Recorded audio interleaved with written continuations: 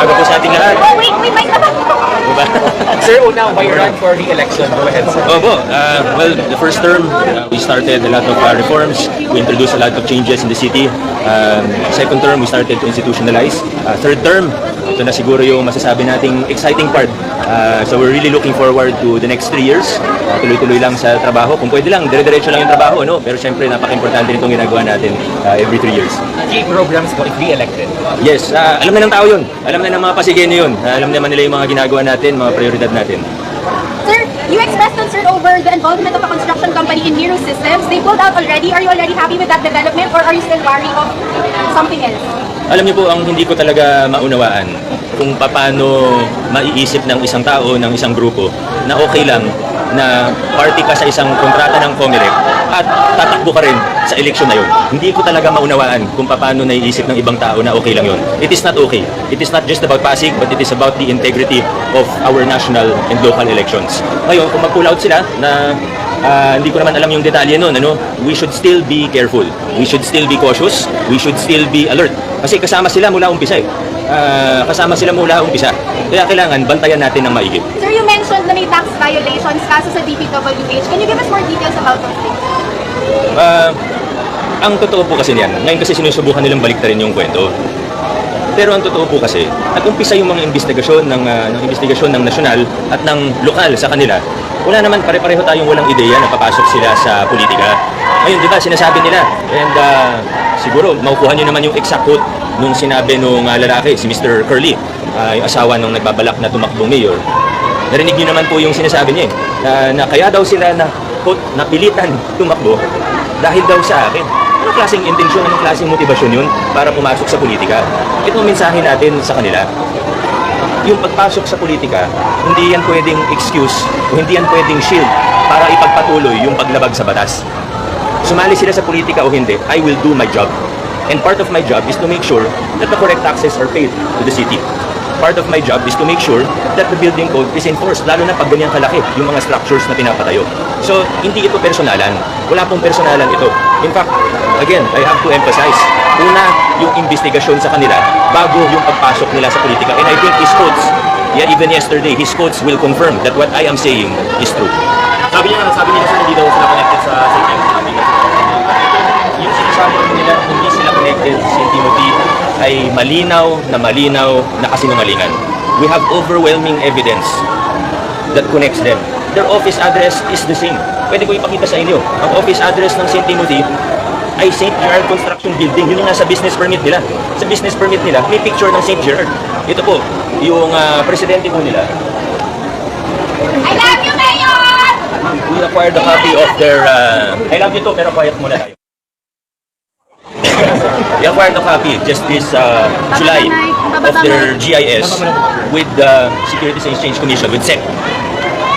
Photocopy lang po ito, but we have a certified true copy. Makikita niyo po, ang presidente nila, ang pangalan, Miguel Juntura. Ang residential address ng Miguel Juntura ay yung St. Gerard Building din po. Residential address po, siya po nag-declare nito. Ngayon, sino po si Miguel Juntura? Ayon po sa kanyang Facebook profile, bago niya dinilit, siya po ay empleyado ng St. Gerard Construction. In fact, he is a marketing director of St. Gerard. Ngayon, marketing director nila, saan po nakakuha ng 888 million pesos para sa subscribed shares niya sa St. Timothy Construction? It doesn't make sense. It doesn't make sense. This seems to be some sort of violation of the malinaw na dummy. Malinaw na malinaw po. Ngayon, bakit ko po kinukwento ito? Ito po yung picture niya, hawak-hawak na cheque galing sa St. Gerard. Siya po yan. Galing din to sa Facebook niya.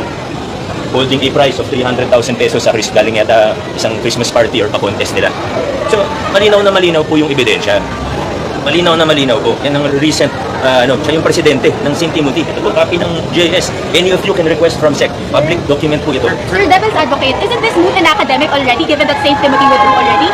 Yes, but they were part of the contract from the beginning. Mula procurement, mula bidding, hanggang kung kailan man sila na mag-withdraw. So, syempre, magkakilala yan. They have been using the name. They have been using even behind the scenes, yung mga tao nila, pinagmamalaki na quote-unquote, hawak nila yung kontrata na yan ng COMELEC. Na ngayon, bakit ko ito binabanggit ngayon? Kasi ako dito sa Pasig, sa politika, okay lang naman ako eh. Hindi ko na kailangan ikwento to sa inyo. Honestly, okay naman ako eh. Kaya ako to binabanggit, kaya ako to sinasa publiko. Because this is a matter of national importance. We have to make sure that our elections have integrity. Ngayon, nagpapasalamat po ako sa COMELEC, nagpapasalamat po ako kay Chairman Garcia for taking actions. Di naman gagawa ng kwento si Chairman tungkol sa isang random construction company, di ba? So I thank them for taking the appropriate actions or initial actions to ensure the integrity of our elections. But hindi pa po tapos. We still need to make sure that they truly do not interfere with the operations, with the machines. We need to ensure, we need to make sure, we need to watch carefully. Kailangan bantayan natin ng maigi para makasiguro tayo na hindi sila mag-interfere sa operations at sa mga machines, automated election machines. Nakasama po sila dyan, wala bidding hanggang po nag-withdraw sila just a couple of days ago. Sir, sabi ni Curly, ginagawa na lang daw to para daw ma-provoke silang tumakbo, para lang daw may kalaban kayo. Ano sabi niya? That is very stupid to say. Sabi yan, inuulit ko, nauna yung mga investigasyon kaysa sa pagpasok nila sa politika. Nakasabi nila sir, politika lang daw simula pa noong 2019. Kukunin sila kay Eusebio. Akala ko ba wala sila sa politika nun? Wala naman tayong motivation. Ang problema kasi, gagawa sila ng bawal, lalapag sila sa batas, there's so many investigations surrounding them, fraud, misdeclarations, yung paggamit ng dummy, anomalies in different contracts, meron pa silang tulay na bumuro, hindi naman sa Pasig yun eh. So, ibig sabihin ako yung namumulitika ko sila, hindi lang naman sa Pasig yung problema nila eh. Hindi lang sa Pasig yung problema nila. I have to do my job. Sino man ang kalaban, ano man ang politika, hindi pwede na porket sumali sa politika ay ang sweldo na. Hindi pwede na porket sumali sa politika ay kakalimutan na lahat ng masamang ginawa o paglabag sa batas. Investigations have to continue. Politics aside, investigations have to continue and the appropriate cases have to be filed. So kahit anong mangyari sa May 2025, tuloy lang yan.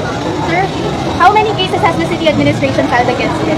Well, right now, we have only filed cases with regard to their building code violations. But the investigations, medyo komplikado po yan, but we will continue. We will coordinate with the national government agencies involved. We will continue to do our investigations or due diligence. Sisiguraduhin natin na hindi malipugi ang gobyerno, magbayad sila ng tamang buwis, at kung may paglabag sa batas, dapat pantay-pantay. Hindi porket mayaman, hindi porket ay biglang sumali sa politika, ay kakalimutan na ang lahat ng paglabag sa batas. We only want to do what's right. Politics aside, we only want to do what's right. Sir, let's focus on your platforms. There's no perfect administration. What sector of governance do you think needs most improvement should you win a third term? Marami. Hindi ko naman sinasabing perfect. Maraming halos lagi ko naman yan kinukwento din sa mga tao. Ang focus natin ngayon ay pagpatuloy yung mga maganda, tapos kung may mga pagkukulang ay punan natin. So, expansion of existing programs, marami na tayo sa pamilya. Halimbawa po, yung local senior pension, ngayon ang nabibigyan po namin ng local senior pension ay yung mga walang-wala po talaga. But in the next year or so, ang balak namin ay i-expand siya para dun sa may mga maliliit ng SSS or GSIS pension. May 2,000 na pension, 3,000 pension, dagdagan. So, yan ang focus. Tingnan natin, of course, the new City Hall, and that's also one of the bigger projects. But that aside, it's really improving all services. Inigisa-isa natin yan. Sir, sabi nga pala nila kapon, parang gusto nilang tumulong dun sa Pasig City Hall. Kasi meron sila nakita, nag-open letter sila, di ba? Maayos po yung procurement process natin. Sila yung namumulitika. Sila yung politika nila yung situation. Maayos yung project, maayos yung procurement. Paano naman ako maniniwala sa sinasabi nila? Yung mga pinapagawa nila sa lungsod ng Pasig pa lang, puro substandard, ang daming mali. Galing akong Santa Lucia nung isang araw, meron silang project na declared as completed, pero ang pangit ng gawa. I can show pictures of that later. Meron silang, hindi ba sa kanila yung tulay sa Laguna na gumuho? Parang magtitiwala sa parang magtitiwala sa advice ng ganung klaseng kontraktor na kilala naman. But again, hindi ito para siraan sila, di ba? Ang punto ko dito, kahit mahirap, kahit hindi kumbinyente, pwede namang magpikit mata na lang ako, pwede akong magbulag-bulagan, pero pag may nakikita akong paglabag sa batas, pag may nakikita akong di tama, we only want to do what is right. Yun lang po. Sige, thank you, maraming salamat. Sorry. Mga tao din compare, your son is facing a billionaire this time around. Cellphone. Kaya. Mayor,